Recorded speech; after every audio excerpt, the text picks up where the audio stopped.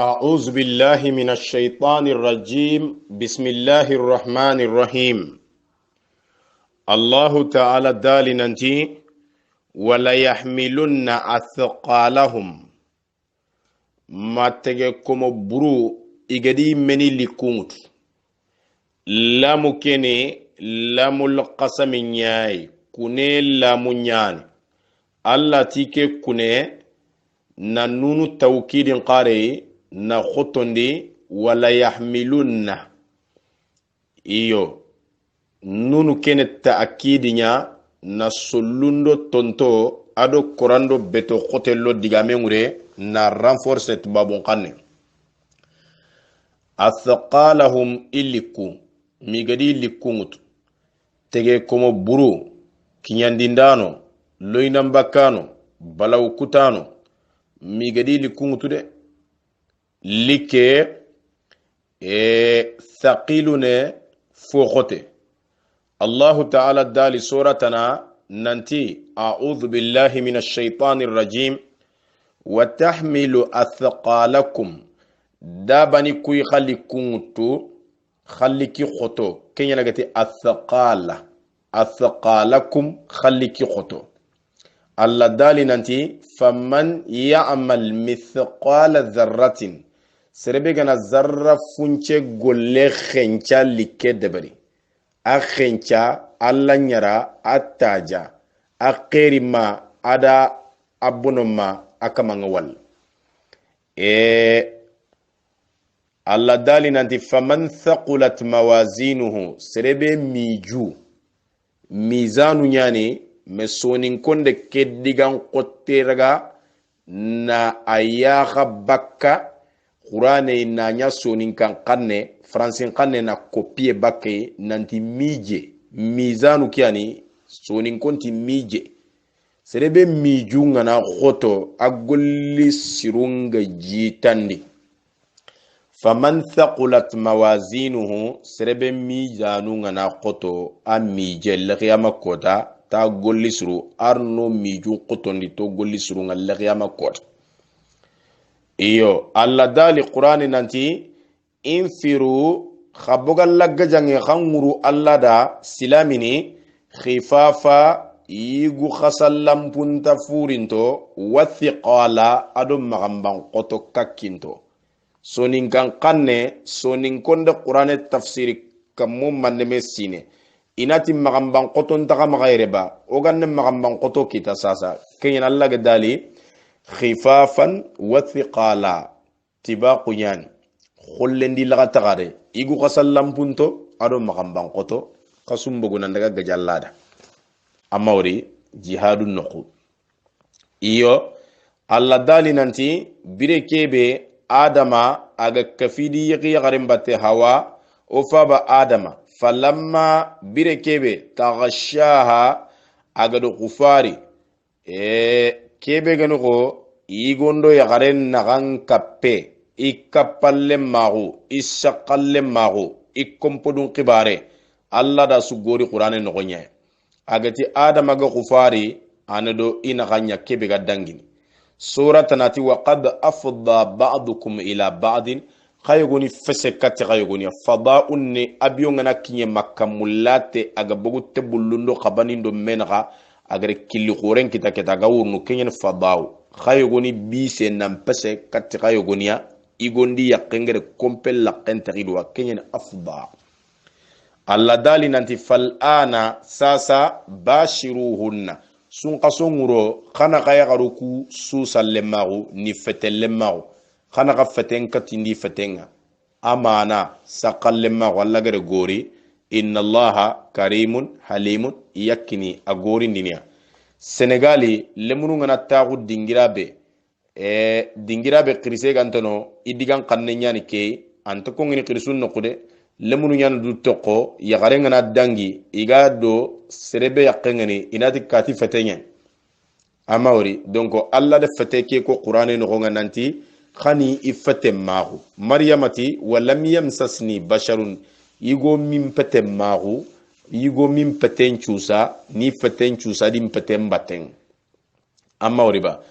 awa igunga jare bini do yagarum batte na nyal hala feten ciro endo fetengal hala nyani igu goronga fayni mi hajunga bono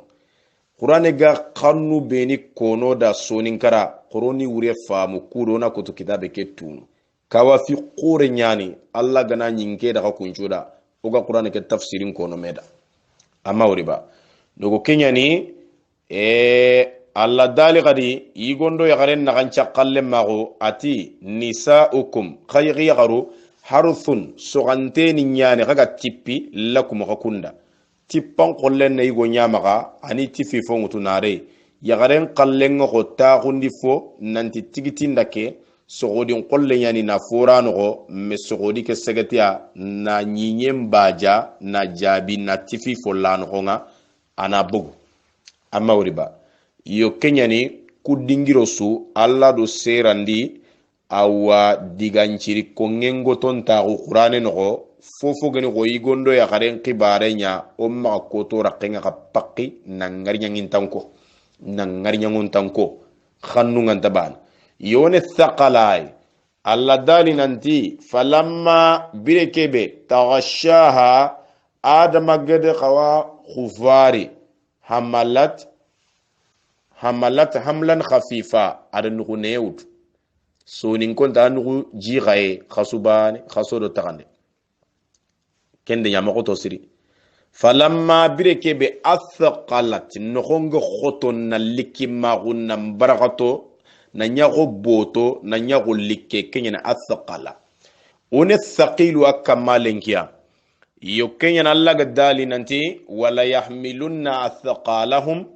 madigamburu kongano golburu nyangano balaw kutano fitna kutano migadi likungutu de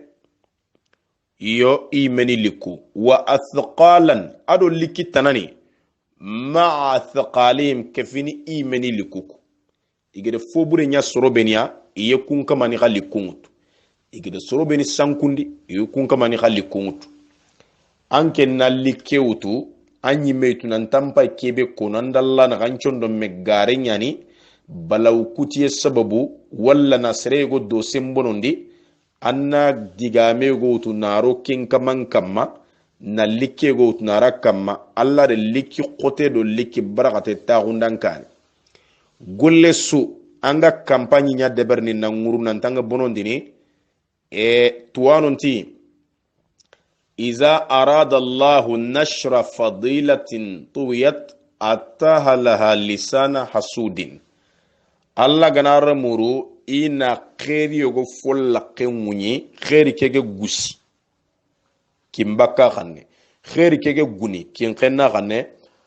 أتاها لها لسان حسود أنا حاسد بربره بسين قلنا أن كنيا نينا لنغون ديني خو سيادة كنيا نفوكي كونا غابونون ديني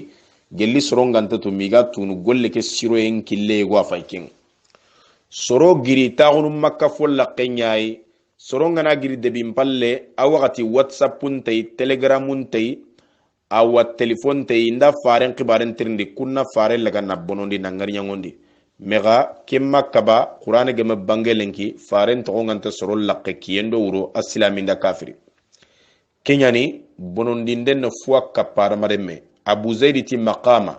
wa idhal fata funnan qay magambane lam yakhsha aran agamakkanu lebwa nanti inin to nya bonondini soron diga mu ngara soro kusu wara indiga mu am palle ko ya magi danku magi terinka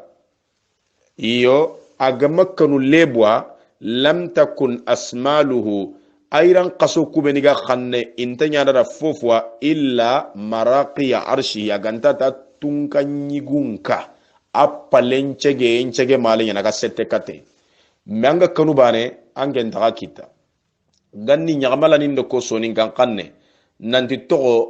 awa anne perdi nyawtu da batenga khangana goto angen daga kita sigira Allah nangar sagana yoga agade killu beni koyanga zulqarnaini Allah dali nanti wa atainahu min kulli shay'in sababa udu fufu su sababun kine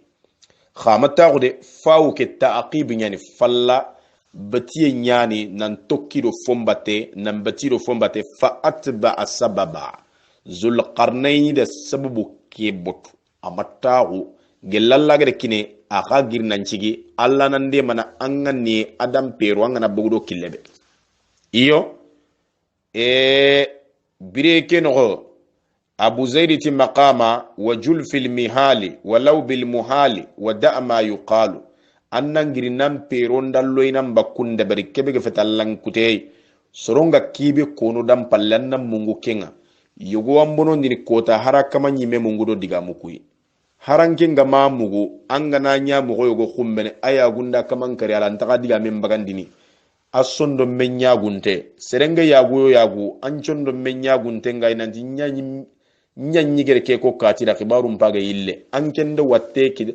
ken kamanda watte kita aday gillada khenne musa do fir'auna ga qanimay musa te puni be ganya taninga alla gadi ko qur'ane alla dali nanti fakhla anna alayka am petti nim pilli bagandi am babbu sinim pilli babi ni nyanya taninga te pube ga fati ferme innaka bil wadi al muqaddas nan tankenna dingira sennenya tuwa dingira be tongene tuwa giden tatte turi sayna alla dali musa da musa gari te punta ta ma petti ni kin kenna ko ta xanne angana internet te puana ga ina patti musa do fir'auna ga qani may kortunya na fir'auna maga agar soron qirnantini dema musa sikki alla ka wa finga maga musa nya go yekanna qulna la takhaf innaka antal a'la udali musa da ike alla nanti maga kanu de anya fo wurugi ntenga fir'auna tikiya fo wurugi nte gare nya ni musa nya wurugi nte iyo agar kortindano beni qirnantina musa bonondi da kumpina ande jambana mbaga falle nanto kutongondi talla musa do haruna kama fir'auna ampati kamane iti fir'auna da faqdi ma anta qadin fonde berangani kende berindana ango kirni anga kebe nyana mpa kenya nyana kunta sagane do fallo do tongumari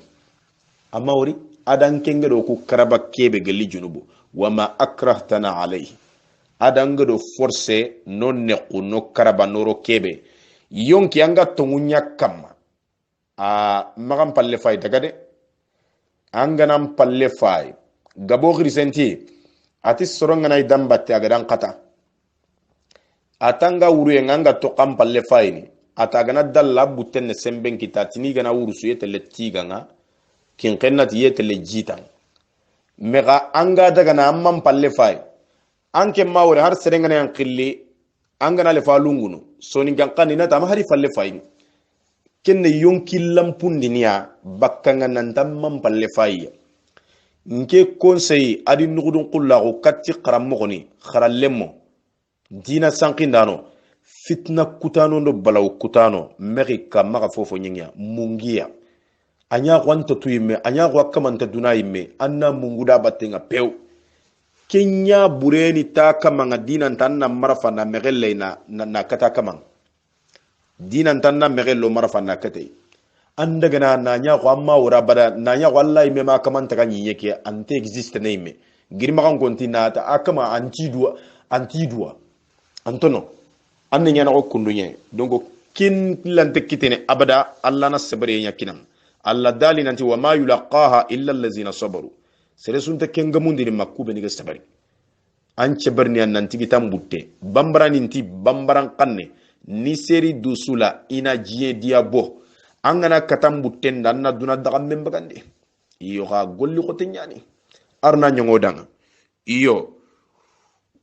wala yusalunna golli burnyangano migadi tirndi ado bonondi ndano do balaw kutano do fitna kutano angot nanti gemmente kedo kenaga anna daga rido menaga anganni anyi medalla na angot nan tankem payda gana fi bonondia nan daga yimbuntal lome ni nyonki nan dunya gamundi ndana alla wantude anke ndallan tantu magedam bagandi nan koy dunay kay nallan koy ku gajalle mo filli nan tanke nyane balaw kutana ngaydo menaga iyo wala yusalunna